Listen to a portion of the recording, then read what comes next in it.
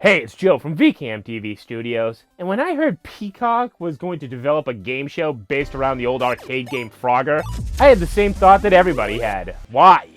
But guess what? It actually isn't a total disaster of a show. We're hosting a show in 2021 based on a video game from 1981. I went into this show thinking it was just going to vaguely resemble Frogger, but what it actually was Wipeout, but with Atari flavoring. This is the ultimate test of whether experience at the video game Frogger actually translates to real-life Frogger. And to the late 80s, early 90s kid in me, I was cool with that. And the people that competed on Frogger were represented in sprite form. That's right, it looks like they were ripped right out of the Scott Pilgrim vs. the World video game. I really dug this because, well, I mean, if you look at my channel, I too represented myself in sprite form. And the stages on the show were even painted to look like they came out of an old retro video game. Or Minecraft. I mean, this does look a lot like Minecraft. Now, I can't say that Frogger was appointment television, but it was fun. That's how you play Frogger! It was kind of like those shows that you used to get back in the day in syndication. You know, like an American Gladiator. From American Gladiator. Or, if you were like me, you stayed up late at night and saw its knockoff version, Battle Dome. The Frogger show looked like something you'd watch if you thought American Ninja Warrior was too highbrow. It's tough to put into words, but when I'm watching this show, it looks super cheap, but also kind of expensive at the same time. Oh, God. All right, that's Croaknick. Like a ride at Disney World, where when the light hits it just right and the amount of man hours to even create it had to make the thing cost a pretty penny. Launch sequence activated. I lifted it up! Okay. But then when you look at it up close with the bright lights on it, it looks, well, kind of cheap and like it's about to fall apart. On the show, there were multiple stages that contestants competed in. Enough stages so that we didn't see the same ones every episode. And to be honest, I really dug the courses. Everything about it did actually feel like a level you would play in a Frogger video game.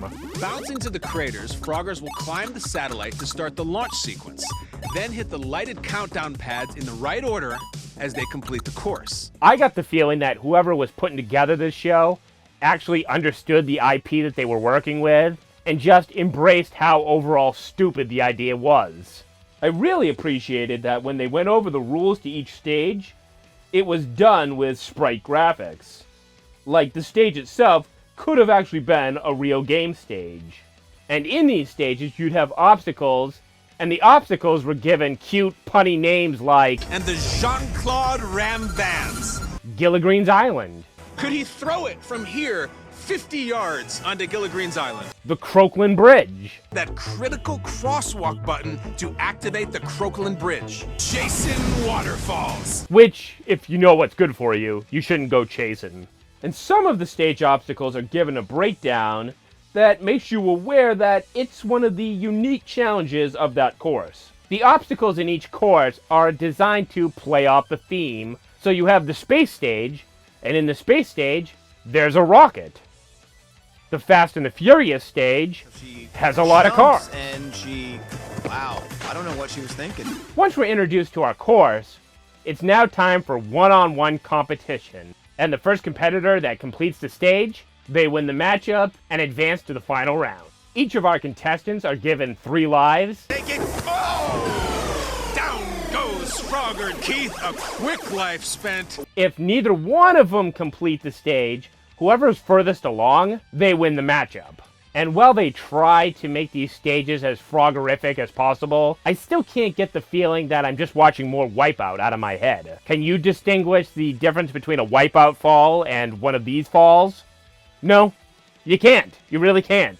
But then again, you're sitting and watching a show based off an 80s arcade game. What are you really expecting? Just laugh at the people falling down.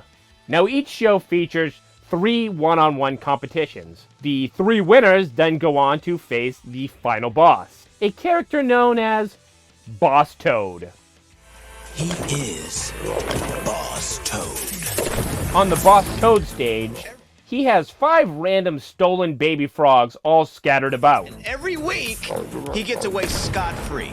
I mean, Shouldn't there be consequences? The contestant who can recover the 5 baby frogs in the fastest time, well, they'll win the grand prize of the Golden 80s Fanny Pack. Because, get it? The 80s? And right on the same pace with that Michelangelo headband, Cowabunga. That's why they're making Back to the Future jokes. She pulls on the back of it, like a Marty McFly on a skateboard. Oh, also you get $10,000. The cash is in today's money, and we didn't budget for 40 years worth of inflation. Okay. So Boss Toad is one bad dude. That bread. Wait a minute. Did Boss Toad just shart himself? Yeah, I think he did. At our final stage, they have to avoid being hit by things like the Indiana Jones boulder. To score a point, the contestant has to put the baby frog in a safe position in one of these baskets. You know, he kinda looks like the Baby Yoda. They also have to make it across parts of the course while holding on to the frog. It looks like he's got it high and tight, like a running back. He's going to jump with it, which can inhibit your trajectory. And he's off and running, and he's got it. You just gotta hope that they don't have a Leon Lett moment and their loose ball grip leads to a... Oh, no. Oh, he lost the froglet. The froglet is lost. It's a fumble. You can tell when watching Frogger that their casting director went out of their way to get the zaniest characters they could find. I am very good at Frogger. Mascot trainer. And I train mascots. Is that the Kanye West graduation bear? One thing about Frogger that I love is you never know what's coming. It's just like being a mascot. You think you're in the clear, and the next thing you know, you run into a pole. Versus Lady Boss. A guy with a gold beard. Or is it a blue beard? Versus Harvard graduate, the fashionista, versus the YouTuber who thinks they're a unicorn. Very bubbly, very unicorn, very sparkly, and the other side is very strong and warrior-like. If she says so. And I'm definitely gonna bring both of these when I take on Frogger. The fan of Flashdance versus Supermom. You see, because this lady really likes Flashdance. All those years of dance training are gonna pay off right now. And that's trained her to become a Frogger master.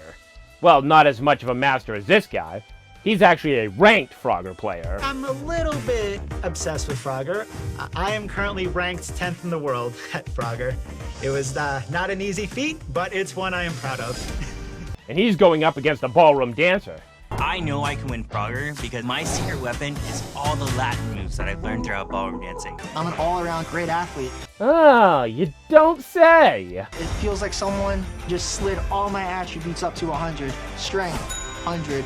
Speed, 100. Agility, 100. Ugh, don't you hate playing against someone's created character who maxed out all their stats? Like, yeah, that's realistic. Madden always goes around handing 99s to everybody. To my fellow Froggers, there's no way you're gonna beat me. Hi, my name is John Kennedy Jr., aka JFK. I'm 33 years old, and I'm representing Saginaw, Michigan. That's JFK? JFK looks really different. I'm from Georgia, and I am a visual and graphic designer. Oh, they're even casting retro gamers. I really love the joy of retro gaming. What's not good about retro games? Oh my gosh, like, retro games don't hold your hand. That gives us hope that Season 2 could see Scott the Woz running this course. Hi, I'm Grace Chan. I'm 45. I am that 80s girl full-time. An 80s girl full-time? Where does one sign up to be an 80s boy full-time? Is that a job? How do I get it? I incorporate Bruce Springsteen into every poetry unit I teach. I wonder if Springsteen ever played Frogger.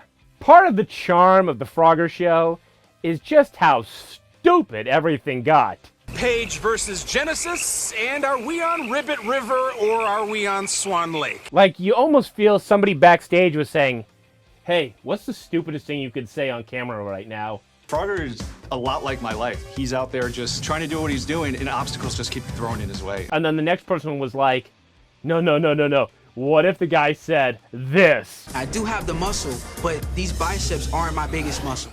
It's actually my brain. No. What if this guy said this? Let's rock! Let's rock! Oh, whoa. Oh no, I bet I could get this girl to say this. I was born to compete, and that's why I'm gonna win Frogger.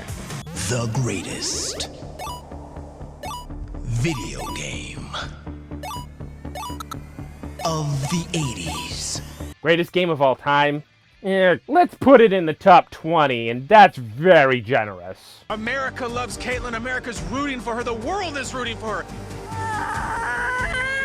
And this will all happen at the Survivor Series. And in our main event, this 4-on-4. Frogger is hosted by Kyle Brandt and Damon Wayans Jr. I'm Damon Wayans Jr. I'm Kyle Brandt. And this is Frogger. Damon and Kyle are pretty good hosts. If you want over-the-top commentary, it's not going to work for you. They come across more like your pals who are just sitting on the couch riffing a dumb show. These eyes have never... Are you kidding me? Are you frogging kidding me? And they appear to be having a blast watching these competitors. He said his name was Orlando, but can he bloom? Hey! Their commentary makes this the perfect kind of show to have on as background noise. What technique is this? You're supposed to be an elite athlete. Use your football stuff, Here we go. You could have 4 to 5 episodes play in a row, and you wouldn't be bothered.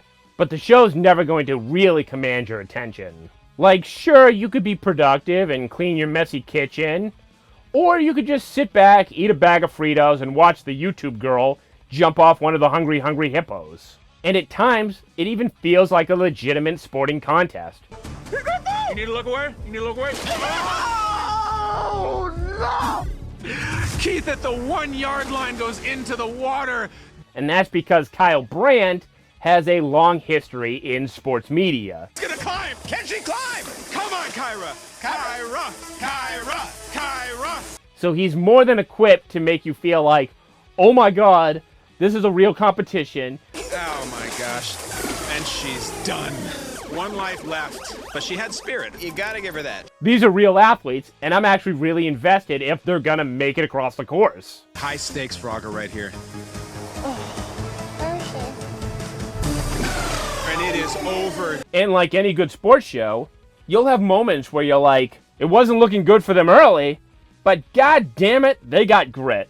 A thunder truck. She's underneath the truck. This is totally fair. I love it. They pulled it off.